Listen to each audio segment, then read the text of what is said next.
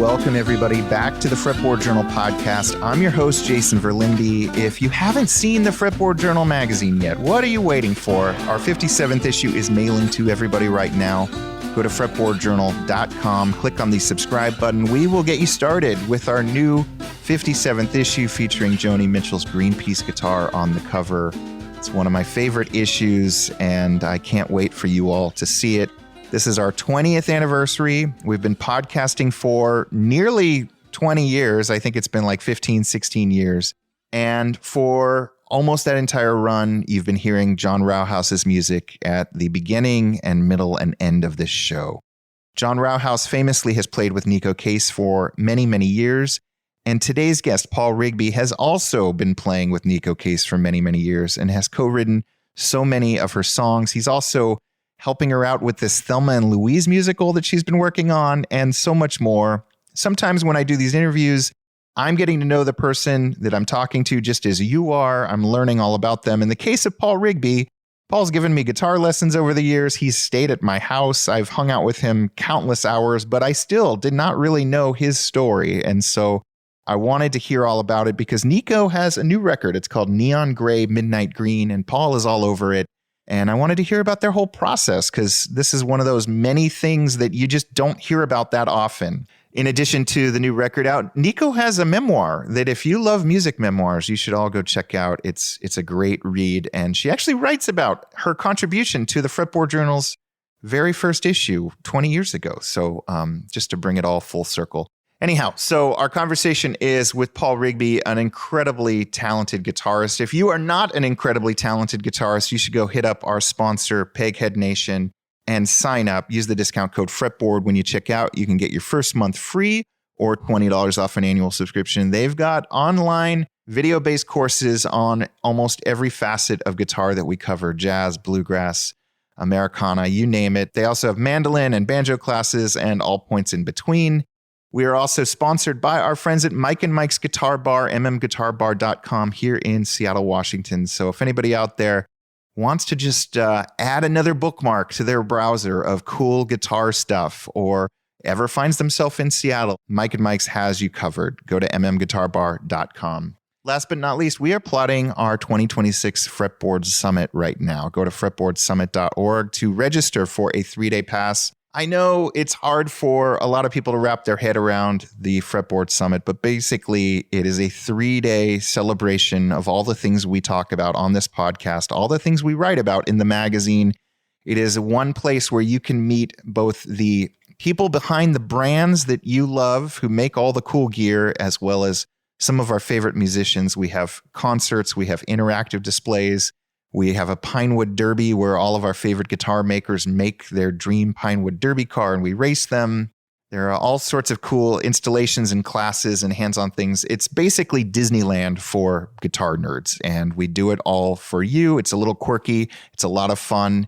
It's a little different than what you've pictured in your head when you think of a guitar show. And I'd love to see you there. It's in Chicago at the Old Town School of Folk Music, August 20th to 22nd. 2026. Go to fretboardsummit.org to sign up. And now, here is my conversation with my dear friend Paul Rigby on the road with Neko Case. Go catch them right now. They are on tour, and I hope you enjoy this interview. What do you want to know, Jason? Mm-hmm. Well, Paul, I have known you now for, has it been almost 30 years? Since you and Carolyn Mark stayed at my house? Yeah, I would say so. I don't know anything about you. All I know is that you're an incredible guitarist and a very patient guitar teacher, and that you do a lot with our friend Neko Case. But where did you grow up? I don't know anything. Yeah, okay. I grew up in Calgary, Alberta. And what I found interesting about Calgary is that, like, as a music place, it was actually really great because there was me and my friend Russ Broom, who's a really successful musician, guitar player, still one of my favorite guitar players. And he was doing a lot of work around town. And it's the kind of place where it's a small community, but a great community. So, you'd play like in a country band one night And then I was in an African band, and then I had a little jazz gig. You know, you're kind of doing everything. If you can do it, Calgary's like, yeah, let's do it. You know, so there was no specific scene. I was in all the scenes because there was a working musician. It was great. This is in high school? Just out of high school. And through high school, I was playing in a couple bands and clubs, but nothing really serious, like I'm getting paid to do this kind of thing. But you were a guitar obsessed teenager?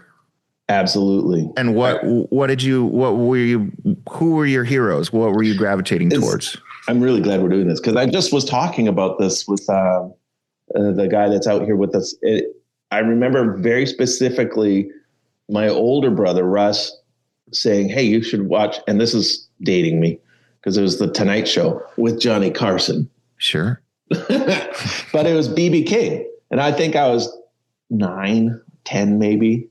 Yeah. And it blew my mind.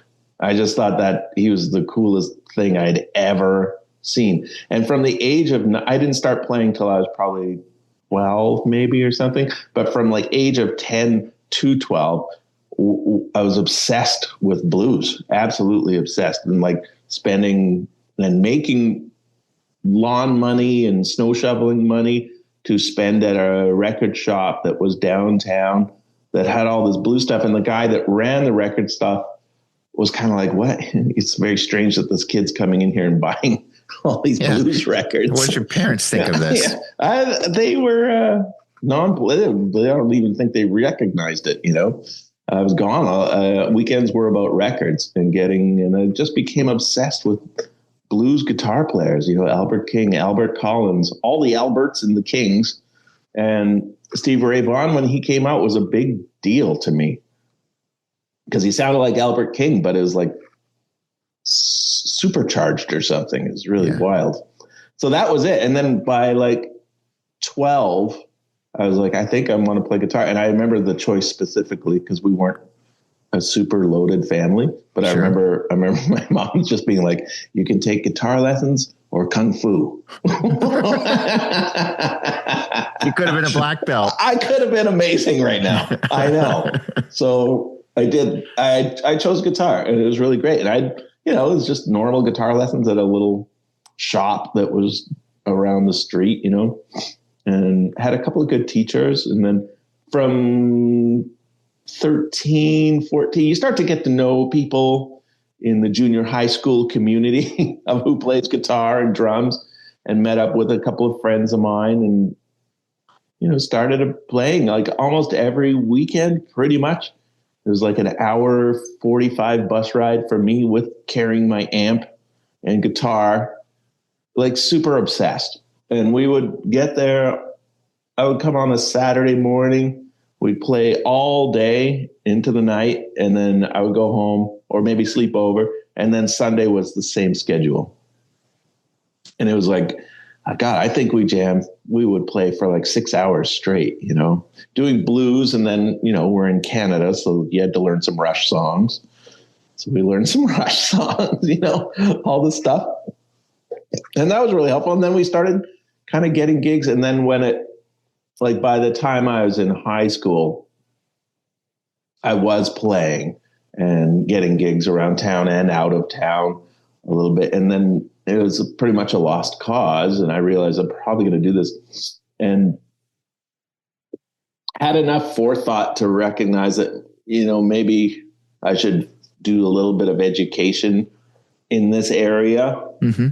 And looked into music schools around in Calgary and outside of Calgary. And I ended up going through a place, Mount Royal University. And I was so lucky because the actual program as a whole was not the greatest, but the instructors, I had a couple of amazing instructors that were really, really great. It was great because I thought I was pretty hot, you know? And I remember my first lesson, a couple of them were humbling, you know, to say the least. Mount Royal's in Calgary? It is in Calgary, yeah. Okay. It is now a university, accredited university. I don't even think they have a jazz program anymore. Okay. And I remember applying for it. I remember my dad, God bless him, but talking to the lady like, well, what is he going to do? And the admissions lady was like, well, a lot of our students go on to teach and or play with it. And then he was like, yeah, but what's he going to do? You know, I was just like, oh my God, this is going to be tough. But yeah, I went through that. And I think that by the time it was like a 3-year BA program. And in the third year, I was so busy playing and teaching that I wasn't failing my political science class. You know, then I was like, what am I doing? Why am I stressed out about something? I'm already doing it. So I just continued on and then started touring and recording on records. And now I'm talking to you. I'm pleasantly surprised to hear how diverse Calgary was. I think everybody can think of like the Calgary Stampede, but an African band or jazz, like I don't think of Calgary as being a hub for that stuff. Yeah. My good friend Russ Broom still is there, and he's running his own studio, and he likens it to be like kind of like when you see a weed growing out from underneath concrete. You know, he's like you have to be really pretty good to survive there.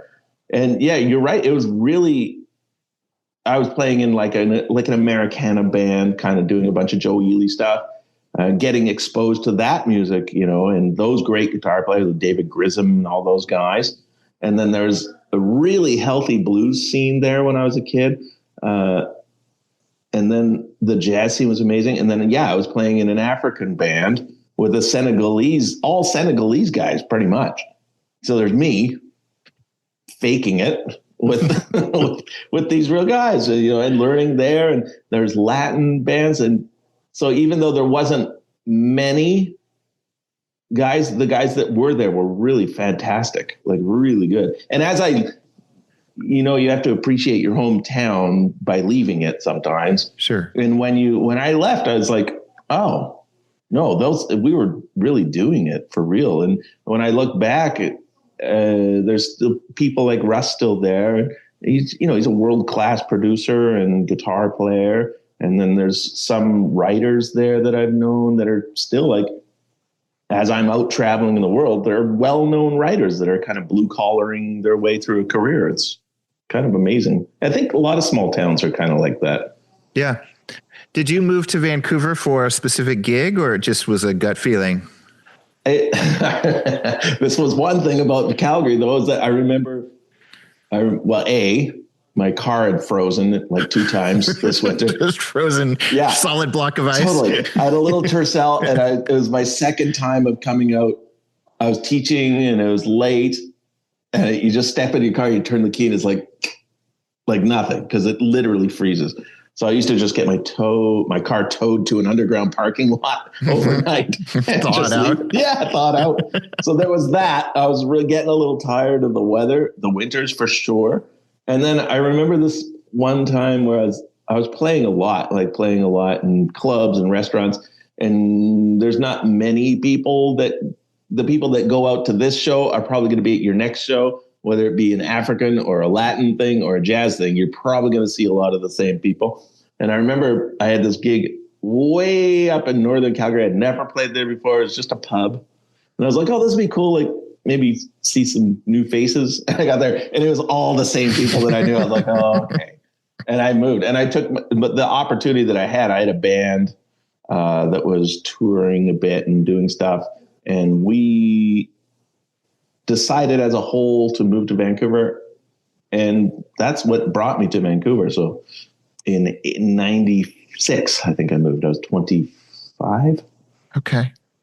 All right. And then you immersed yourself in all the Vancouver stuff. Yeah, completely. And it was a great realization, because I realized, we're pretty good at, Calgary's okay, man. There's a lot of great musicians. But it's funny, because I remember the first night that I lived there, I just randomly kind of picked 3 places to go. Yeah. And I happened to see like the top guitar players in Vancouver just by coincidence. I just went and saw, I was like, one guy, Todd Taylor. I forget who else did I see, but who I still see in studios sometimes today. Yeah. Because they were back then, they were like the hot guys. And And I did have a bit of a feeling of like, what have I done? Because these guys are amazing. Just random clubs. I was like, holy shit, these guys are incredible. But it turned out they actually are incredible. And I just happened to see them in the same night. It's not all the guitarists of Vancouver. You just caught the top 3. Exactly. It was really weird coincidence. You're talking to me you're on the road with Neko Case. When did you two cross paths for the first time? So my friend Carolyn Mark, who you know very had a little band, a duo with Neko called the Corn Sisters. Yep. And they had a record and they played in a band that I was in at the time, was playing in northern Saskatchewan, way north at the Ness Creek Festival. And Carolyn and Neko were there playing too. And Carolyn was like, you got to meet Neko. You'll love her. And I was like, yeah, totally. And I had already had the Virginian.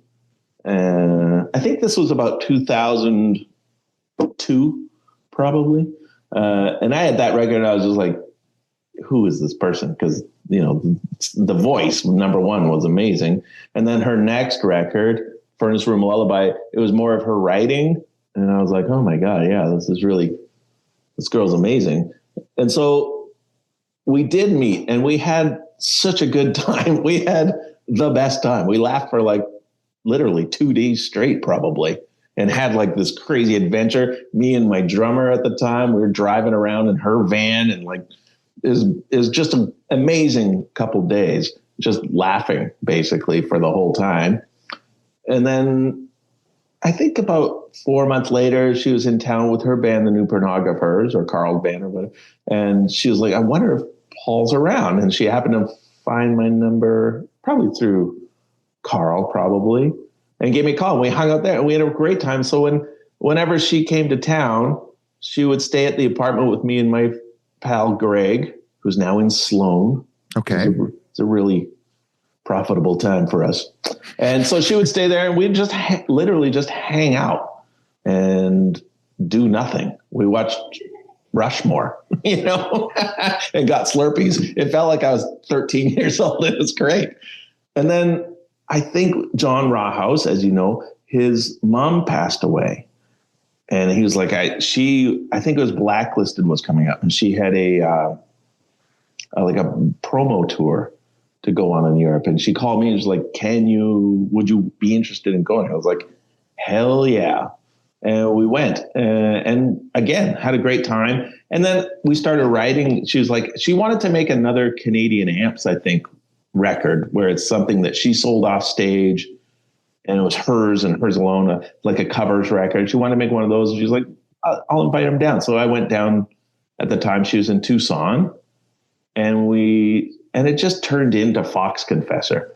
So we just started writing and all that stuff. And it was really fruitful. I mean, Canadian Amp was basically a solo record. Yeah. And then Fox Confessor is the opposite of a solo record. Yeah, so did her, was it, I mean, you're a humble guy, but was it just that with your guitar playing, like the accompaniment got bigger and bigger and the next thing you know, it's a full-fledged album or what? I think so. I think that even just like, cause we've always written just her and I sitting on a couch or whatever. And her, it happens in a variety of ways, but for the most part, her melodies are crafted. She'll sit with her big stack of lyrics and kind of puts together sheets that maybe go together idea wise, or maybe she'll have a full idea written out. And she might have a semblance of a melody, but sometimes not very much. So she will sit and literally almost hum to herself. And I would sit with acoustic guitar, across the room, not interfering with that and trying to figure out some harmony that goes along with what she's writing. And I think that at that time, the harmony, I had access to information about harmony through schooling and playing jazz standards and all that stuff and using all that to be able to be taking, I think once she got a hold of the idea that a melody note can have innumerable harmony below it. I think that was something that she was like, wait, every note can be a different chord. Let's try all the chords with this one note, Yeah. and some stuff. And so that kind of was one thing where we will work and she'll be like, nope, not that chord. Try this one. And I'll come up with something else and something else. And usually it leads to some interesting harmony stuff, because although the melody might be following the same notes, the harmony underneath is changing, which is really exciting sometimes. And I think that there's a song called Star Witness. I think that was the first one where we kind of really felt she was really into that movie, Black Stallion. and I think, I forget, I just asked her the other day about it, but Francis Ford Coppola made the movie, and his brother or nephew, I think his brother, did the score. And the score has these elements of harmony in it that she was really into. We literally called this the Black Stallion note, and it's a sharp 11 or flat fifth, whatever. And that song really utilized that. And it's the first time, I think, where she's like, oh, I can use this melody and we can change the chords underneath if we know what we're doing. And we started building like that. And then it went from there to like Margaret versus Pauline, which is like chordally very interesting. And that's how we do it. And now I'm in Atlanta. Yeah. And that's how that's how you still do it, right? And that's how we pretty much still do it. Like, we have been writing music for a play for the talk about that. It's very similar, but it's different. It's way different for Neko, I think, anyways, from what I can tell, because normally she has her own character that she's made. Mm-hmm. You know, she's writing about she's writing about those people that only she knows, you know, or the story that she's made in her mind. So she's able to kind of go wherever it leads her. Whereas I feel like with Thelma, it's a little different. It's a little bit more Tin Pan Alley, where people are like, it needs to be about this. You got to have this in there about this person, and it's got to lead to this point, which I think has been really good. It's a great exercise for anybody, I think, to do stuff that you're not used to doing. But it's been pretty much the same as, like, my role in it has not really changed, because I'm still just sitting. Once she gets her lyrics and a semblance of a melody, I'll be sitting very quietly in the corner, just kind of like a fly on the wall that puts chords to stuff. You're kind of soundtracking her thoughts, and she's editing on the fly, saying whether it's usable or not. That's exactly right. That is exactly right. Did you, Thelma and Louise is done, right? I mean, it's so funny, Jason, because I know I'm saying this a lot, but I literally was just talking about this with her, and we were just like, I think I have notes in my phone from 2018 on it. Okay. And this whole time that we've spent doing this, we're both still like, I don't know anything about this Broadway. I don't know anything. Oh, okay. It's done. I feel like the music is done.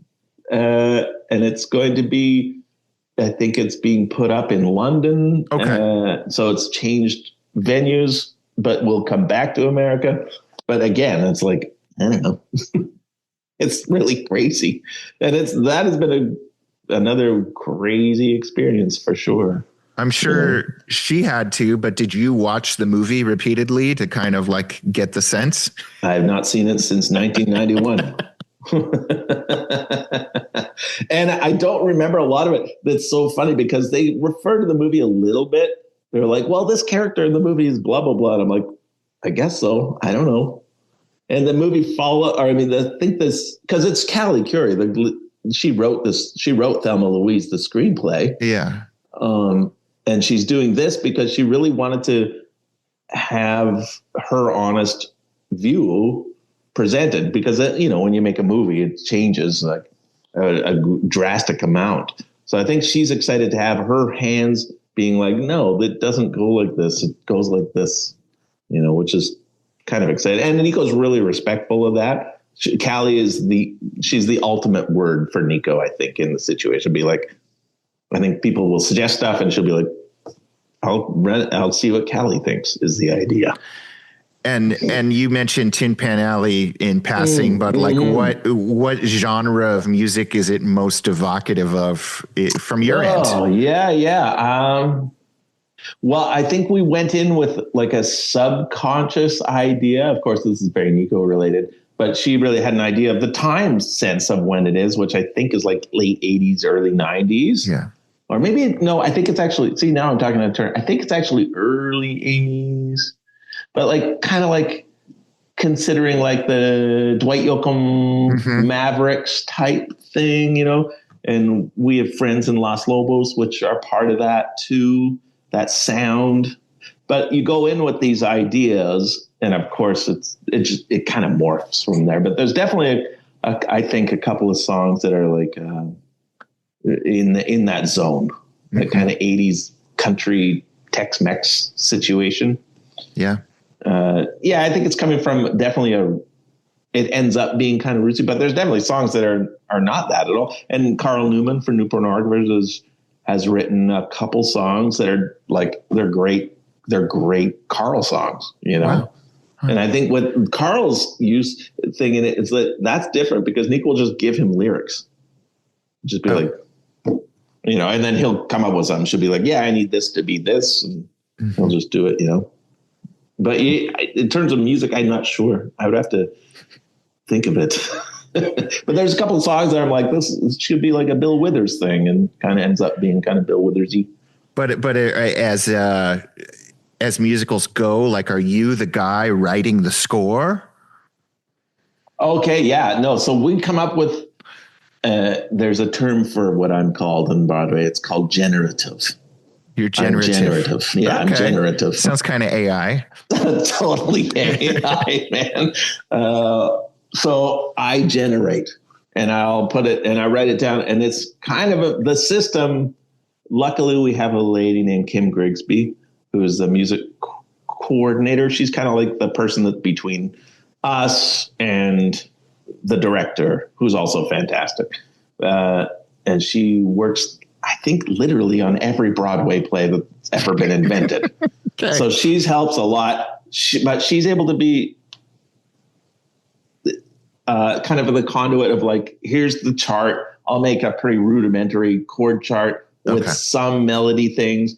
And when Neko and I will make recordings, and sometimes it's even like bar by bar.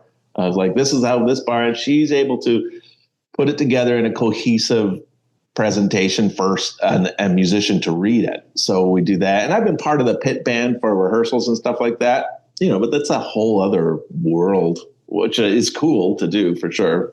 Yeah. I won't be in the thing, but Kim has been invaluable. Yeah. For that, for sure. And she's really great at being like, because, you know, there's a certain push to, there's certain Broadway ideas that are there all the time. And she's one of the people that's just like, wait, you hired Neko to be Neko. Let her be Neko, you know? So she's been a really strong voice for that. So, yeah. Then it goes to charts. Then if we present the thing, which we have a few times, I'll be sitting in a little band that they put together and play along. And then there's like 17 actors that sitting in a semicircle reading from the play in front of people. It's very strange. Wow. You've come a long way from Calgary. Yeah, I guess so. But I mean, you know, hopefully Thelma and Louise will play in Calgary so my mom can see it. Yeah. So yeah. And now it's on stage getting that worked out. It's such an insane process. Lengthy, you know. Neko has a new record, Neon Gray, Midnight Green, which is her first in a long time. Was that because this musical was so all encompassing? I mean, there's COVID there too, and a bunch of other things, but yeah. COVID definitely, if you take COVID out of the picture, it would really be a 7-year cycle. I think Hell On was 2019, I think, which is almost right on for her. I think of the previous album to Hell On was 2012, 7 years to 2019. So if you do take that out, but it has been, I think, pretty taxing, because I thought of her a lot in the last few years, because she is she's generative, so she's, but make a drinking game out of the word generative. Totally. She was, I was thinking about her creative writing gland, because it was just always output, constant output, because either we're working on the record and she's writing for that, or she's working in the Thelma Louise. And I think it's a very similar gland that I was like, oh, good, I hope it doesn't dry up, but I think that's impossible for her. So what was the question? The gap between the new record. I just want to hear about when that came to be. Yeah, for sure. When did you start being generative on it? When were you generative for the record? I think we started in earnest, like, I'd have to say 2022, maybe. Oh, okay. I think she came up to Vancouver for a couple of days and we wrote. So, I mean, that took a while, and it's probably, you're right. I'm assuming that Thelma Louise maybe delineated the process, like probably, it's just so much information happening for her. And with me too, because it'd be like, I can't remember if we used this chord and blah, blah, blah, or what, yeah, we started doing that. And then we started recording it, I think, probably 2024, 2023, something like that. Yeah. We recorded at her place in Vermont, which was pretty cool. And also, like, interesting, because we're all she's learning how to run her studio. Jeff was there engineering. We had other engineers come in and out. But, when it's that's a whole other new thing to learn as you're making a record, right? Like, just how do headphones work? That kind of, from the base level of like, oh, we got to get an amp for these headphones. Okay, let's do that. But yeah, and the writing was very similar. Just me hanging out, trying to not be seen, trying to sneakily listen to what she's doing, which in the last few years, I've realized, like, what a crazy place to be, because with all these songs that have become part of people's lives, I remember the very first note of them, and that's a very strange feeling.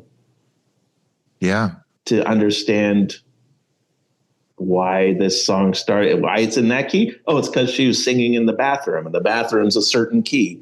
This song is this key because she wrote it in her truck on the way to St. Johnsbury, and it's a specific key to her engine. Like, being part of that world is amazing. It's like the ultimate Rolling Stone Neko Case contest winner. That's how I was thinking. That's how I see it. In your role as a generative, you were talking about the woman who has the magic touch for all musicals. Yes. Like, are other songwriters approaching you saying, like, will you do this for me? Yeah, it's so funny.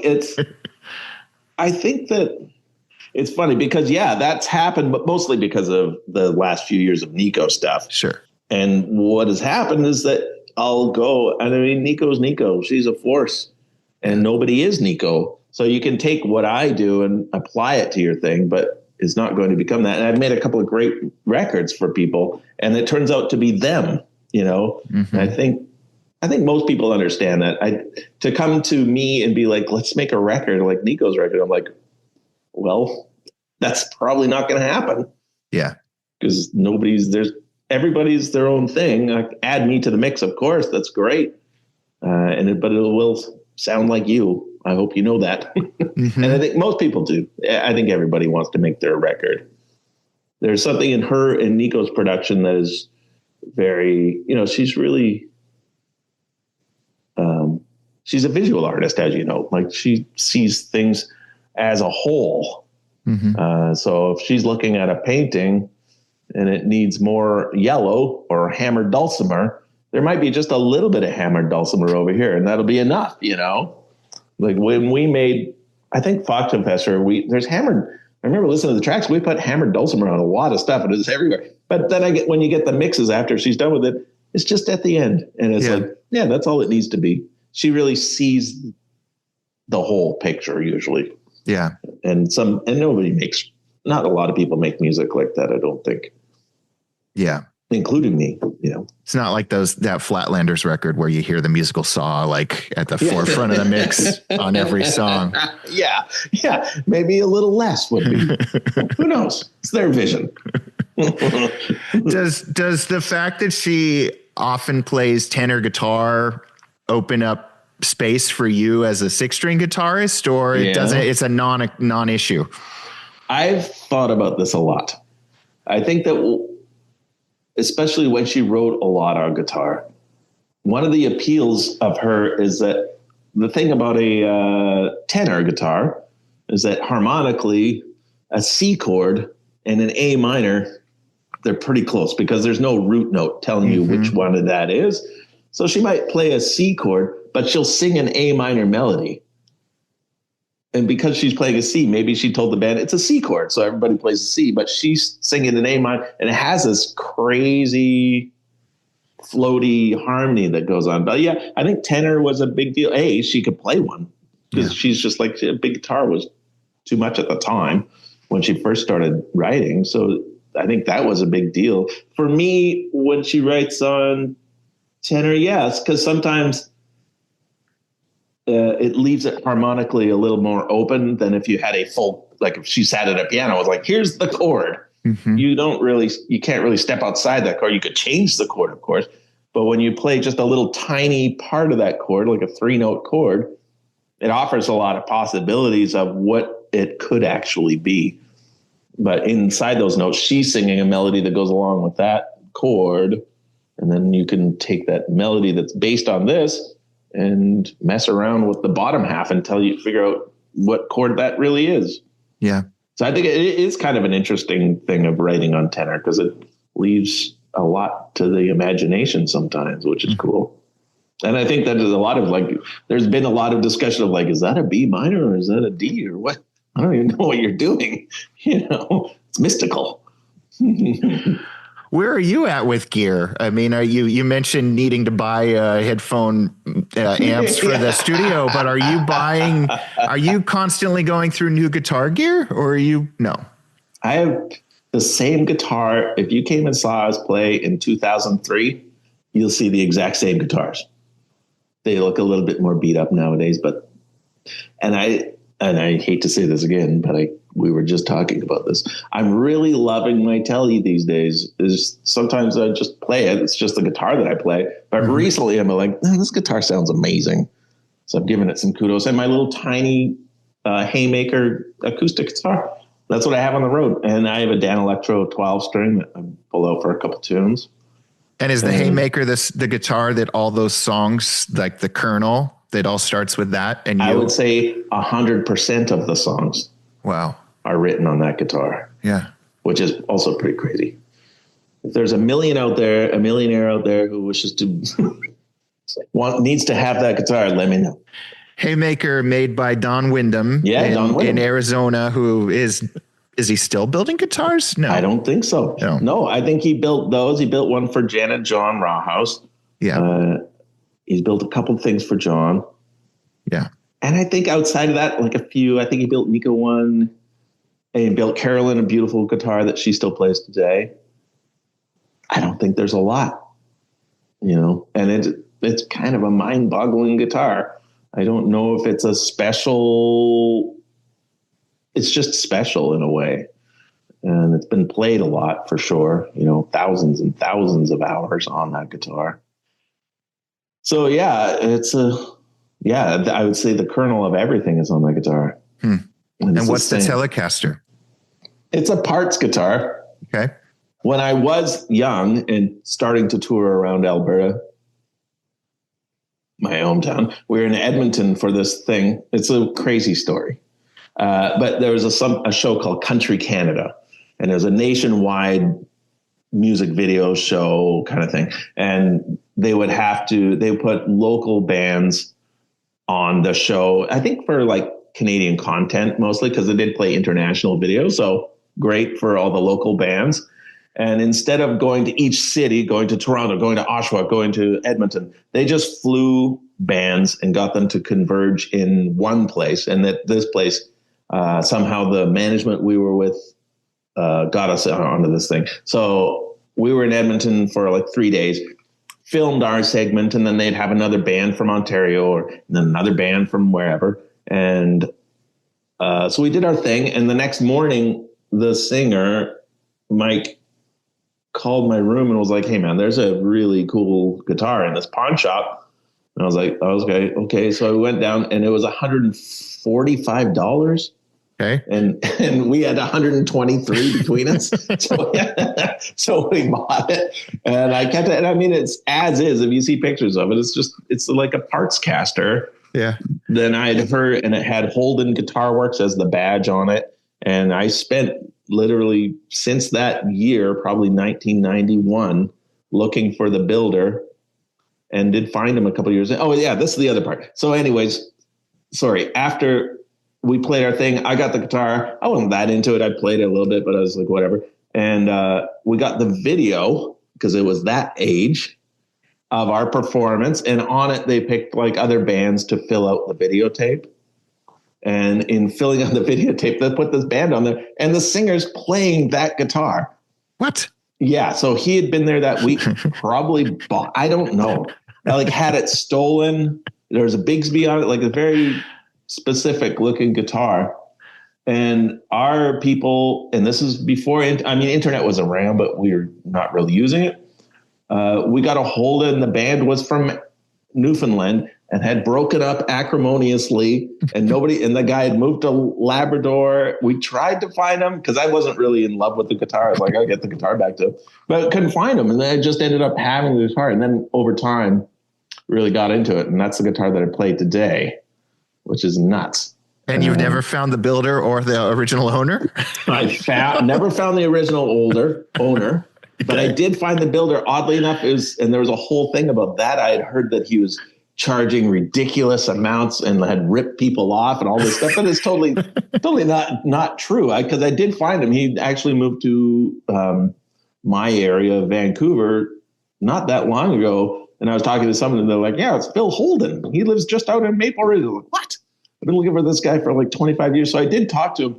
I've yet to go meet him. He's got pictures of the day that he finished it and probably information on the guy that had it.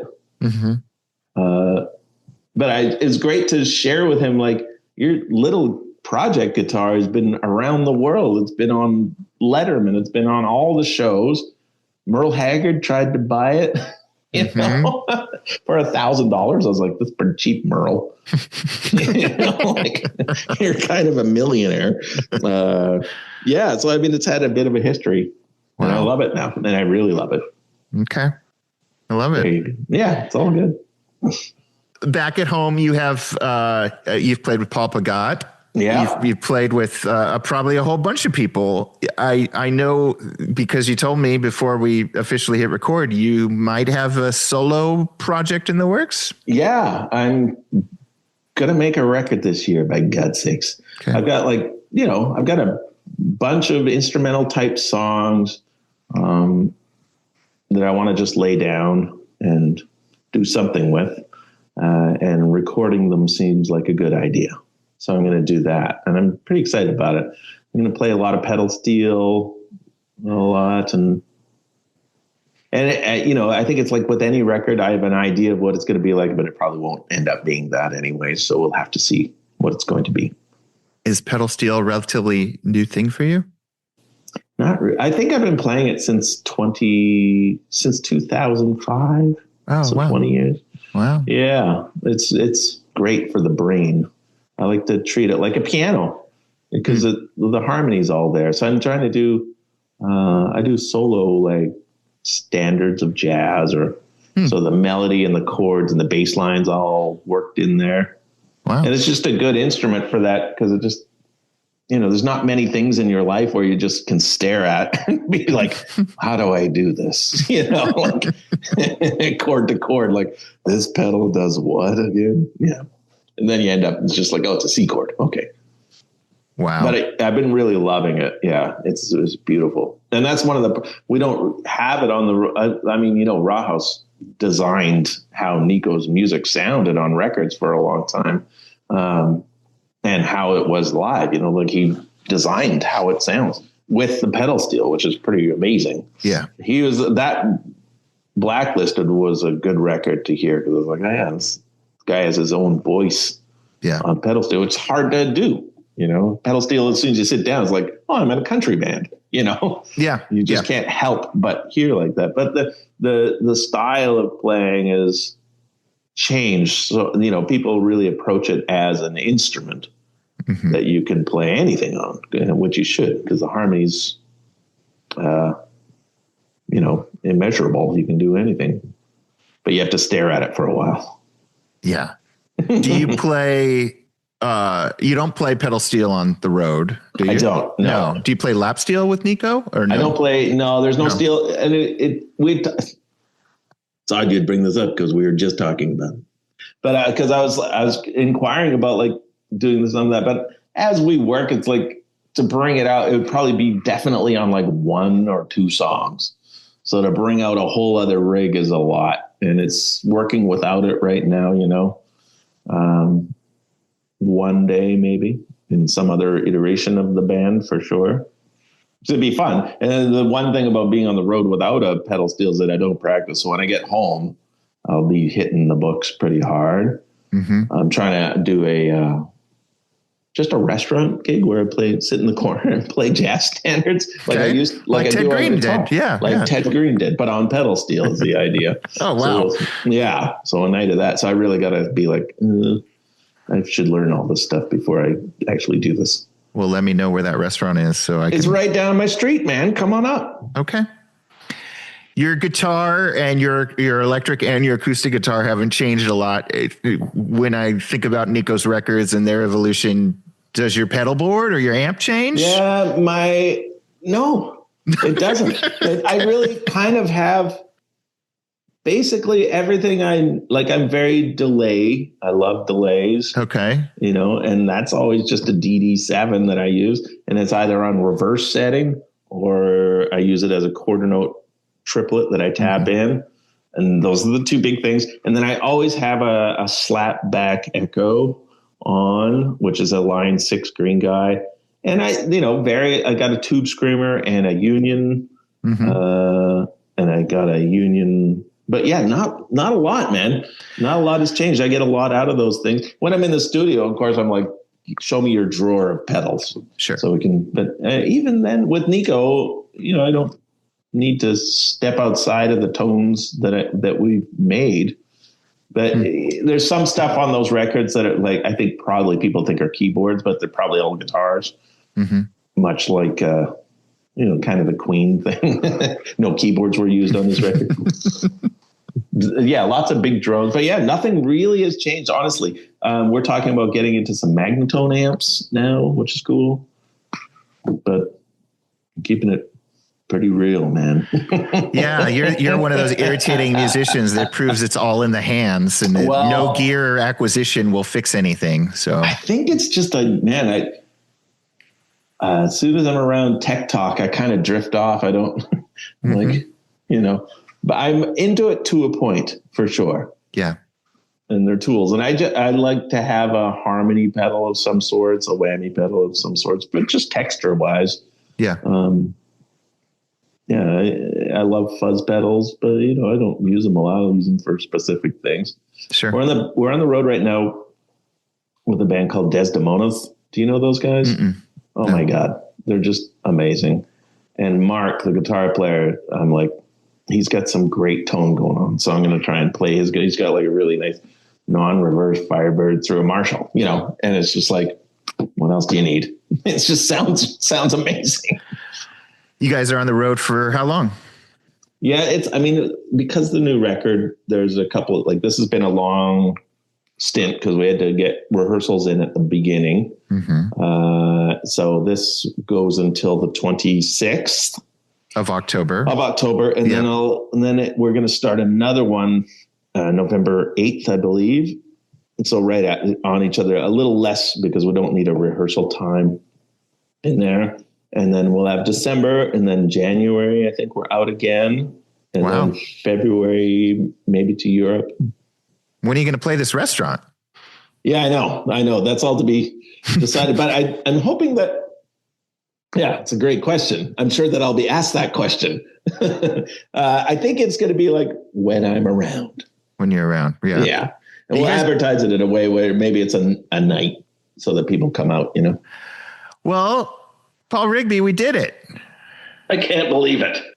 We got your story, which I don't think has been told enough. At least some of it. Well, we'll see. We'll see how Calgary reacts to being called a weed underneath the sidewalk. But it's not that was my friend Russ's thing. So I use it because it's true. So I'll blame him.